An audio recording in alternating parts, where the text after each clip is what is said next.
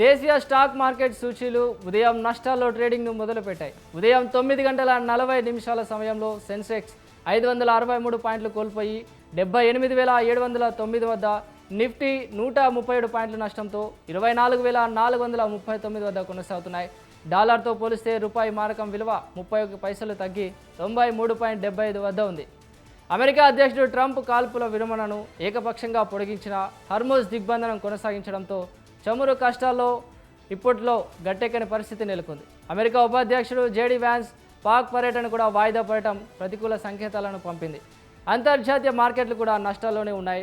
Hong Kong సూచీ 1.11%, దక్షిణ కొరియాకు చెందిన KOSPI సూచీ 0.54%, Japan Nikki 0.83% పతనమయ్యాయి. ఇక అమెరికా మార్కెట్లు కూడా నష్టాల్లోనే ట్రేడింగ్ను ముగించాయి.